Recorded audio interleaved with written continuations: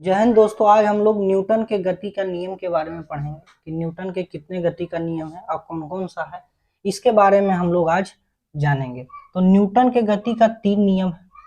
Newton के गति के कितने नियम? 3 नियम है। एक एक करके हम सब नियमों को पढ़ेंगे।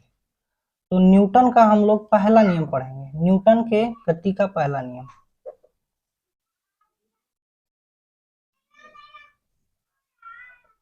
गति का पहला नियम, न्यूटन फर्स्ट लॉ, गति का पहला नियम। इसे गैलीलियो का नियम भी कहते हैं। गैलीलियो गैलीलियो का नियम या जड़त्व का नियम भी कहा जाता है। जड़त्व,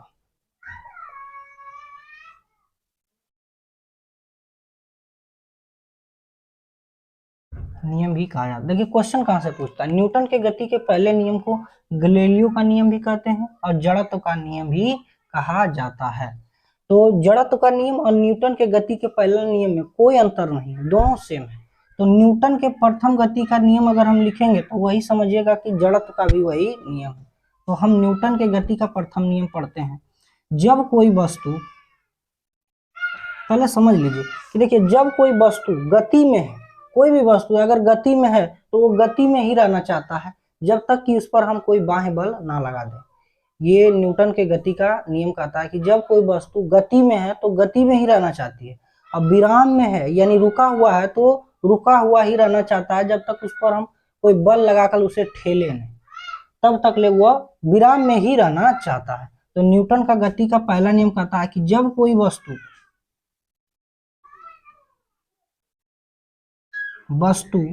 गति में है तो गति में ही रहना चाहती है,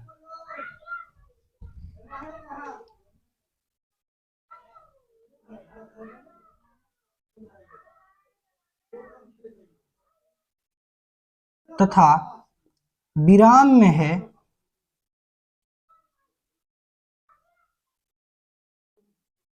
तो विराम में ही रहना चाहती है।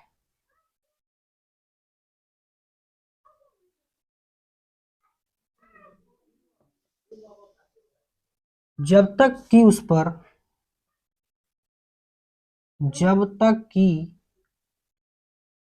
वस्तु पर कोई बल ना लगाया जाए, कोई बल ना लगाया जाए, यानी बल लगाएंगे तभी वस्तु गति में रहेगा तो रुकेगा, या विराम में है तो गति में होगा। और अन्यथा क्या होता है कि वो विराम गति में है तो गति में ही रहना चाहता। तो ये जड़त्व का नियम भी है। तो जड़त्व का नियम यही है, जब कोई वस्तु गति में है तो गति में रहना चाहता है, विराम में है तो विराम में रहना चाहता। और न्यूटन के गति का पहला नियम भी यही है कि जब कोई वस्तु गति में है तो गति में रहना चाहता, और विराम में है तो विराम में रहना चाहता, जब तक कि उस वस्तु पर कोई बाह्य बल ना लगे। तो हम समझेंगे क्या, मिटाने वाला, अब हम लोग समझेंगे। ये तो जड़त्व का नियम है। जड़त्व का नियम भी दो तरह का है, दो प्रकार का होता है जड़त्व का नियम। अब हम लोग समझेंगे न्यूटन के गति के पहला नियम को गैलीलियो का नियम या जड़त्व का नियम भी कहा जाता है। तो हम लोग जड़त्व का नियम समझेंगे। जड़त्व का नियम दो प्रकार का होता है।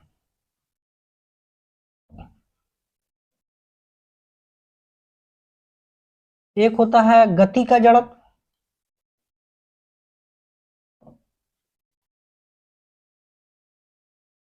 और दूसरा होता है विराम का जड़त्व।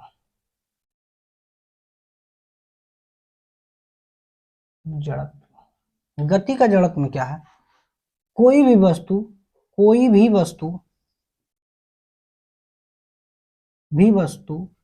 गति में ही रहना चाहती है,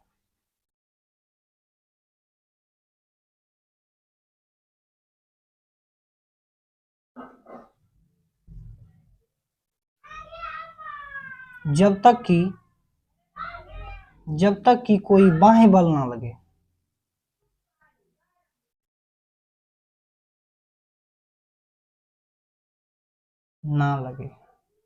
गति का जड़त्व क्या कहता है कि कोई भी वस्तु अगर गति में है, गति में है तो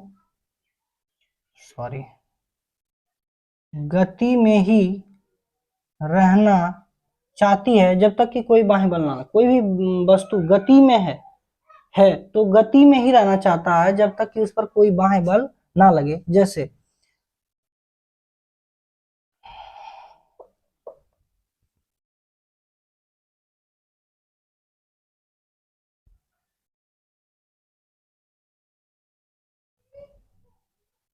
दौड़ने वाला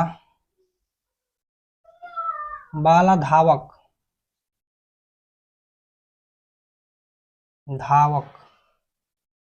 अचानक रुकने से गिर जाता है। देखिए, दौड़ने वाला जो धावक रहता है वो अचानक रुकता है तो वो गिर जाता है, क्योंकि वो तो पहले गति में रहता है और अचानक वो रुकने का क्या करता है, प्रयास। तो गति का जड़ क्या कहता है कि कोई भी वस्तु है तो गति में ही रहना चाहता है जब तक कि उस पर कोई बाह्य बल ना लगे। तो उसे धावक को जो है, एक तो तेजी से दौड़ रहा तो उसे धीरे धीरे क्या करना है, रुकना चाहिए। अचानक अगर रुकेगा तो वो क्या हो जाएगा, गिर जाएगा। दूसरा क्या है, अचानक गाड़ी के रुकने से व्यक्तियों को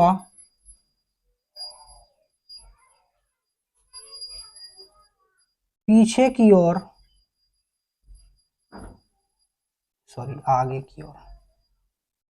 आगे की ओर और झुक जाना। अचानक गाड़ी के रुकने से जो व्यक्ति होता है वो रुक जाता है। अब हम लोग समझेंगे विराम का जड़त्व। जब कोई वस्तु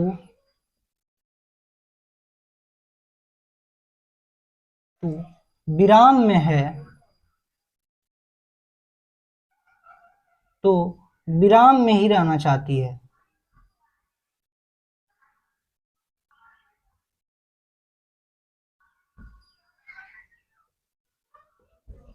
जब तक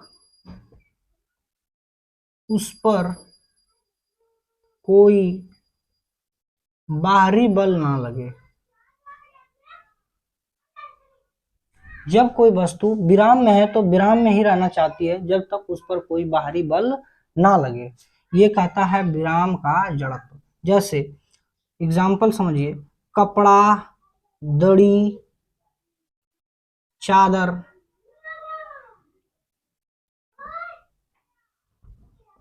को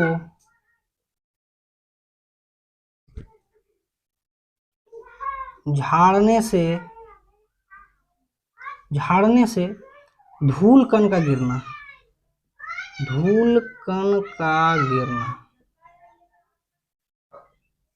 देखिए, कपड़ा में अगर मान लीजिए गंदगी है तो अब उसे झाड़ेंगे, यानी उसको गति में लाए, लेकिन कपड़ा में जो बैठा हुआ गंदगी पदार्थ है वो विराम में रहता है। जैसे उसे अचानक झाड़ते हैं वो नीचे की ओर क्या होता है, गिर जाता है। तो कपड़ा, दरी, चादर को झाड़ने से धूल कण का गिरना, ये विराम के जड़त्व का क्या है, उदाहरण है। अब हम न्यूटन के द्वितीय गति का नियम पढ़ेंगे। ये तो न्यूटन के गति का नियम पढ़ लिए। जड़त्व का नियम में क्या है, जड़त्व थोड़ा सा और इसमें बता देते हैं।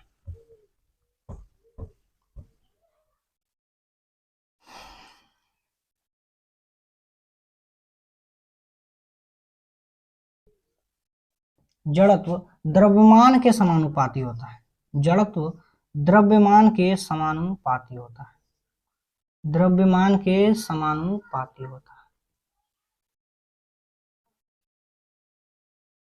जड़त्व जो होता है द्रव्यमान के, जितना ज्यादा द्रव्यमान होगा जड़त्व भी उसका ज्यादा। मान लीजिए कि साइकिल है, जीप, ट्रक, रेलगाड़ी, कहेगा किसका जड़त्व सबसे ज्यादा है, तो जिसका द्रव्यमान ज्यादा उसका जड़त्व भी ज्यादा, तो रेलगाड़ी हो जाएगा इसका आंसर। रेलगाड़ी का वजन ज्यादा है यानी जड़त्व भी क्या है, ज्यादा है। तो ऐसा ऑब्जेक्टिव में आता है कि इनमें से कौन, किसमें अधिक जड़त्व है। तो जड़त्व आप लोग समझ गए। अब आप हम लोग पढ़ेंगे न्यूटन के गति के द्वितीय नियम।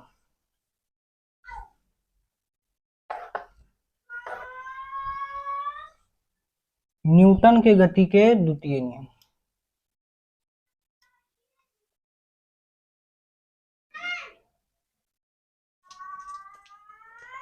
गति का द्वितीय नियम।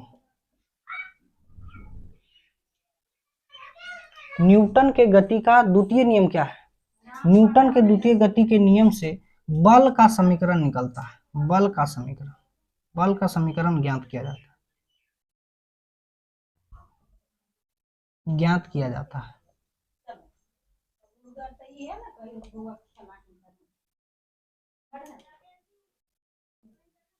न्यूटन के गति का द्वितीय नियम क्या है कि संवेग में परिवर्तन की दर संवेग में परिवर्तन की दर बल के समानुपाती होता है। बल के समानुपाती होता है।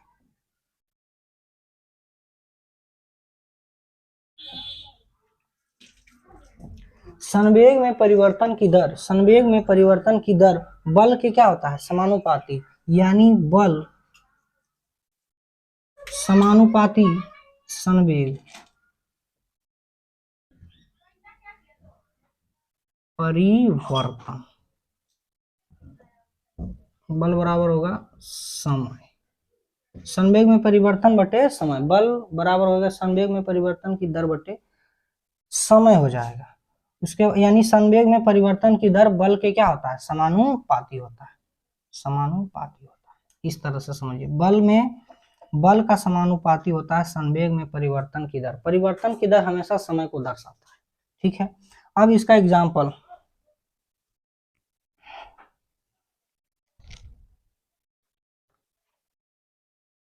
कराटे की खिलाड़ी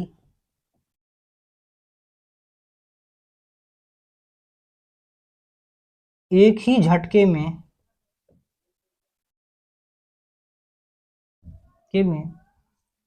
लकड़ी के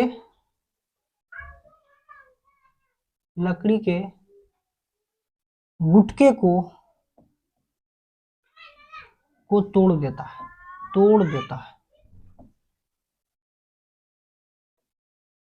देखिए क्या कराटे के खिलाड़ी क्या करता है, एक ही झटके में लड़की लिखा गया है, लकड़ी। कराटे के खिलाड़ी एक ही झटके में लकड़ी के गुटके को क्या करता है, तोड़ देता है। उसमें संवेग में परिवर्तन करता है। क्या करता है कि एक इस तरह से लकड़ी का गुटका रख देता है। उसके बाद वो अपना हाथ से, ये इसका हैंड है, यहाँ पर एक लकड़ी का गुटका रखा हुआ है, इसको एक ही बार में क्या करता है, तोड़ देता है। इतना जल्दी, यानी संवेग में परिवर्तन, संवेग क्या है, समय में परिवर्तन, इतना जल्दी समय में परिवर्तन ये कर लेता है कि तुरंत ही इसको क्या करता था, तोड़ देता है। यानी संवेग में पूरा परिवर्तन करता है। पूरा कम टाइम लेता है, एकदम मिनिमम से मिनिमम टाइम लेता है और इसे क्या करता है, तोड़ देता है। तो कराटे के खिलाड़ी एक ही झटके में लकड़ी के टुकड़े को क्या करता है, तोड़ देता है। दूसरा क्या है, बड़े कील के टुकड़े को अंदर धंसाने के लिए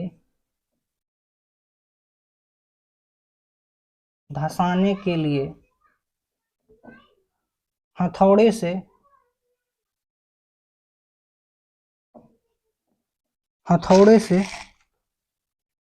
अधिक चोट दिया जाता है।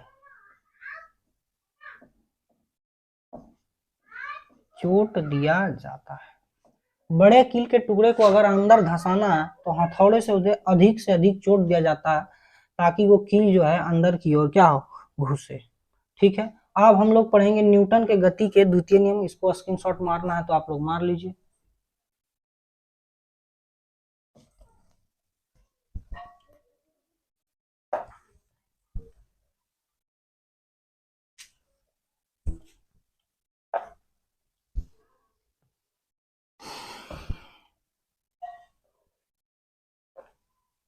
अब हम लोग समझेंगे न्यूटन के गति के तृतीय नियम।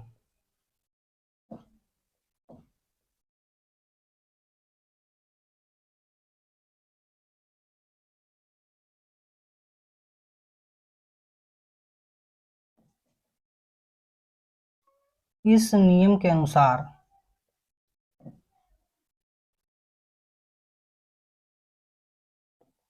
जब हम किसी वस्तु पर बल लगाते हैं,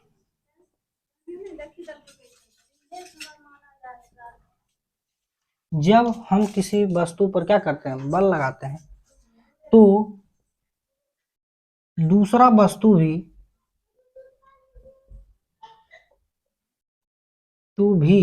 पहली वस्तु पर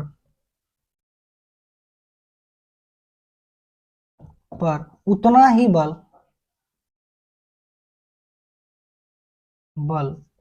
विपरीत दिशा में लगाता है। जब हम किसी वस्तु पर बल लगाते हैं तो दूसरा वस्तु भी पहली वस्तु पर उतना ही बल विपरीत दिशा में क्या करता है, लगाता है। देखिए क्या कि जब हम किसी वस्तु पर अगर बल लगाएंगे तो दूसरा वस्तु भी उस पहले वस्तु पर उतना ही बल विपरीत दिशा में क्या करता है, लगाता है। जैसे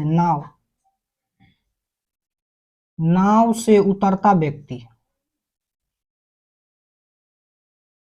नाव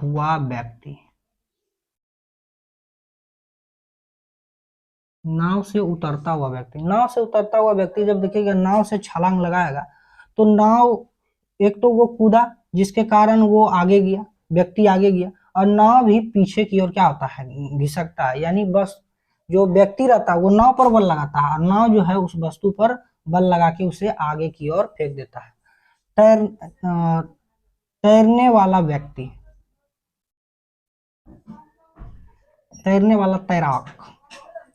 तैराक पर भी न्यूटन का तृतीय गति का नियम लगता है। तैराक क्या करता है कि वो पानी में अपने पैर से बल लगाता है और पानी उस तैराक पर बल लगाता है, जिसके कारण तैराक आगे की ओर बढ़ता है। उसके बाद है मिसाइल जो होता है उसमें नीचे की ओर से बल लगता है और मिसाइल ऊपर की ओर जाता है। यानी नीचे बल लगाता है और मिसाइल किस दिशा में जाता है, ऊपर की ओर जाता है। तो ये है न्यूटन का गति के तृतीय नियम। आप लोग को बढ़िया से समझ आया होगा, तो इस वीडियो को लाइक, शेयर एंड सब्सक्राइब जरूर से जरूर करें। जय हिंद।